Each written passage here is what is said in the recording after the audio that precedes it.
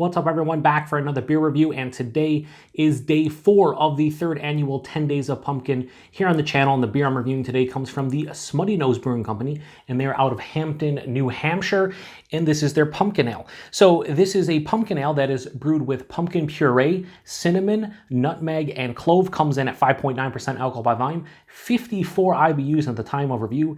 This can is just over 2 months old. So Smuttynose, I've mentioned this before. I've reviewed a couple things from them on the channel, but this is one of my one of the first breweries I ever tried beer from, and I really like a lot of their beer. I like their Finest Kind IPA back in the day, their Robust Porter, one of my favorite porters. And the pumpkin ale was one of the first pumpkin ales I ever tried, maybe like the 3rd or 4th one that I ever tried. And I remember it being really good, and it used to come in a bottle that was very simple and classic. It just had a picture of a pumpkin on it, just said pumpkin ale, very, very simple. But I remember enjoying it. So when I saw this one in 16-ounce cans, and I haven't seen their pumpkin ale in a couple years, I was like, you know what, I'm gonna grab it, I'm gonna review it, because why not? So like I said, pumpkin puree, cinnamon, nutmeg, and clove in this one.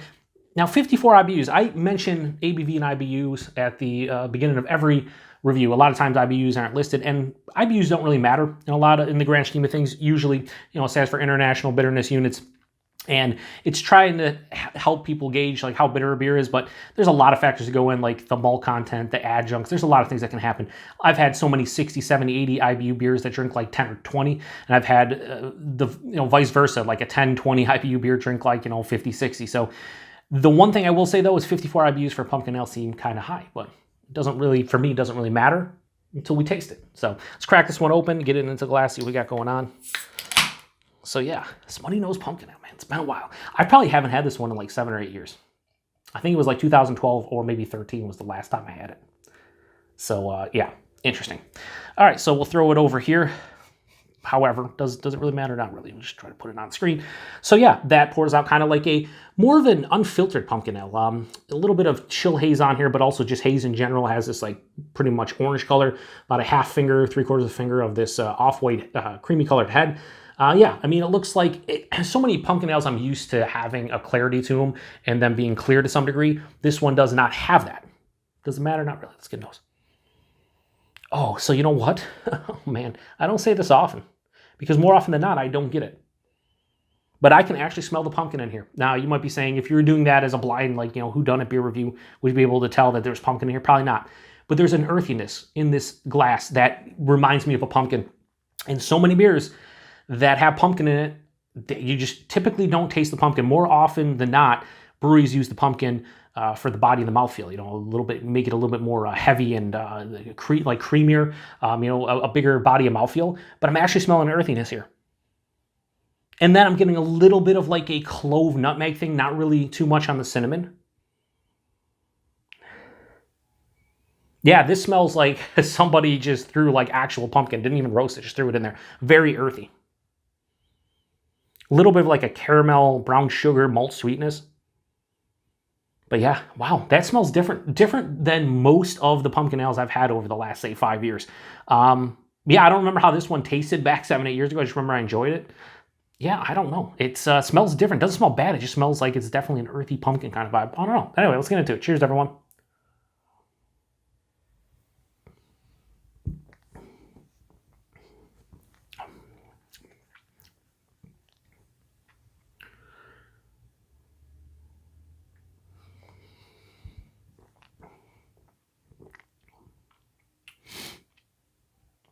See this face?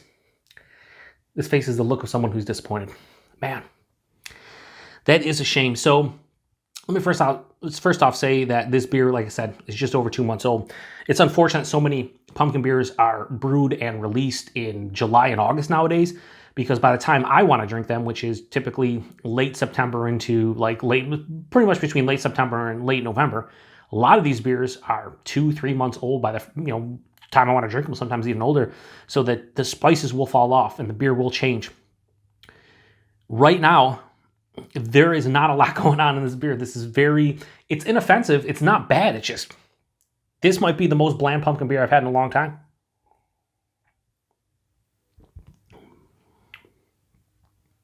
Yeah, this isn't the Smuttynose that I remember. Again, that's 7, 8 years ago. All right, let's start off with body and mouthfeel.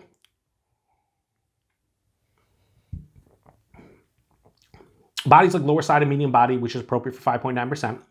The mouthfeel, it's crisp. This beer is relatively clean, which is nice. It has enough carbonation to let you know it's a beer. The body and mouthfeel are fine. The taste is where this is lacking big time for me. Right up front, I'm hit with like a generic malt sweetness, kind of slight caramel, slight brown sugar. Right after that, I get a touch of cinnamon. A touch of cinnamon and a touch of clove. Very slight though. They've had to fall off at this point. But like a touch of both of those. I'm not really getting nutmeg. As it continues through the palate, that earthiness I was talking about in the nose, it hits, but again, very subtle earthiness. And that earthiness mixes with that cinnamon and clove, and by the end of the palate, this is basically almost, I won't say bone dry, but this is a full-on dry finish for me, which is nice. Not all of these pumpkin beers have to be super sweet. I've mentioned before, I think I mentioned it yesterday in the Dunkin' Pumpkin review from Harpoon. I like beers that have a little bit of a residual or a decent amount of residual sweetness, not cloying, not overbearing, just I like my pumpkin ales to be sweeter. This is dry. There's a slight touch of residual sweetness, but not really at all. There's a mild bitterness here too.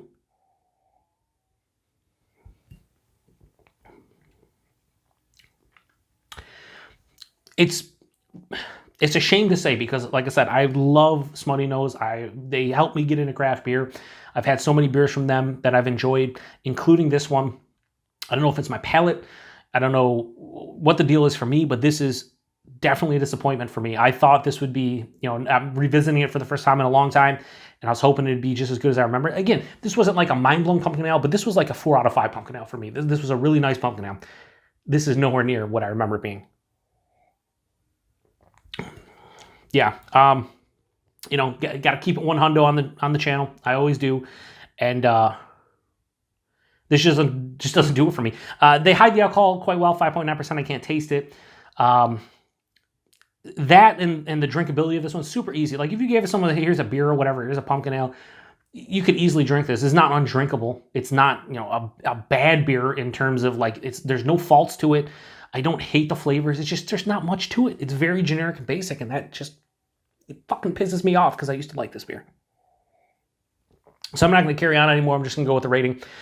Smuttynose Pumpkin Ale, the 2020 edition, low 3 out of 5. I'm going to go 2.9 out of 5. I didn't think this was going to get a 2.9 out of 5 for me. Fucking not even close.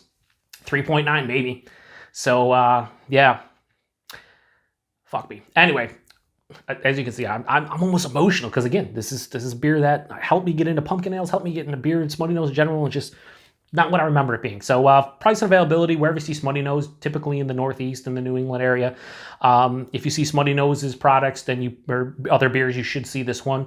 Availability, that was $3 a can. You're talking about a $12 4-pack. That's fine. It's a 5.9% pumpkin ale brewed with actual pumpkin puree and spices and whatnot. That's not a bad price.